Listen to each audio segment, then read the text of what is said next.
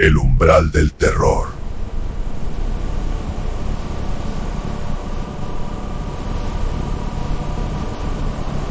Esta historia no me pasó a mí, le pasó a mi papá. Y no es inventada. Es algo que mi abuela me contó muchas veces, siempre de la misma forma. Mi papá hoy tiene 65 años, pero todo esto ocurrió antes de que él naciera. Para proteger su nombre, le vamos a decir Ignacio. Y a mi abuela, María. En ese tiempo vivían en el campo, en un lugar donde la noche era completamente oscura. No había luz eléctrica, no había teléfonos, no había nada.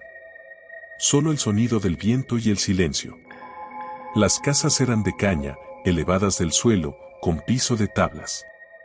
En las noches todo crujía, y cualquier ruido se sentía más fuerte. Mi abuela ya tenía varios hijos, no era primeriza. Sabía cómo era un embarazo normal, pero ese fue diferente. Cada vez que iba al río a lavar ropa, porque en ese tiempo no había agua en casa, le pasaba algo que nunca pudo explicar. Escuchaba a su hijo llorar. Pero no afuera, dentro de su vientre. Era un llanto claro, desesperado, como si el bebé estuviera sufriendo. Miraba a su alrededor y no había nadie. Solo el río, el viento, y ese sonido. Y esto no pasó una sola vez, pasó muchas veces. Y lo más extraño es que nadie más lo escuchaba. Solo ella. Pasaron los meses y llegó el día del parto. Todo fue normal, pero cuando tomó al bebé, se quedó en silencio.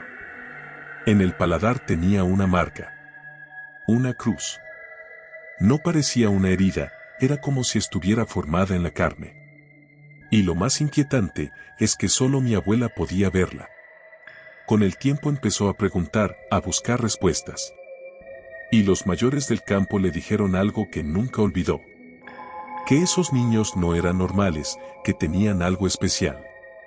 Desde ese día, mi abuela nunca dejó solo a mi papá, especialmente en las noches.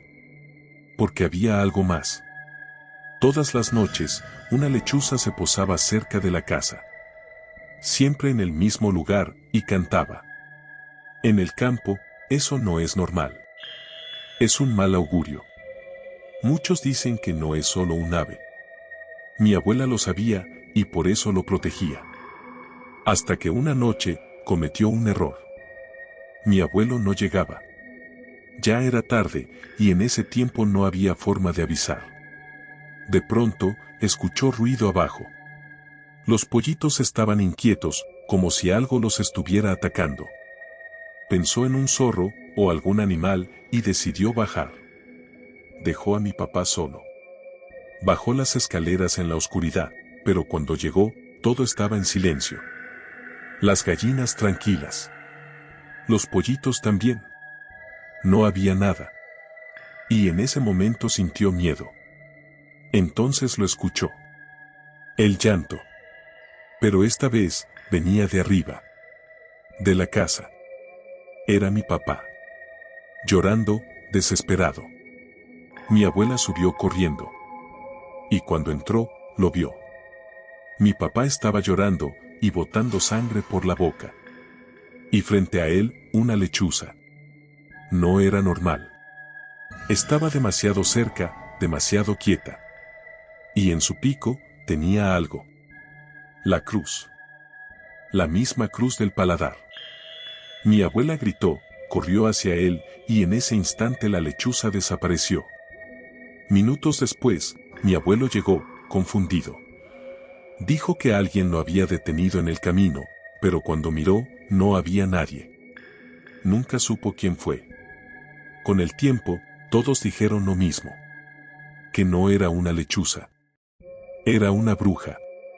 Que había tomado esa forma para quitarle algo. Un don.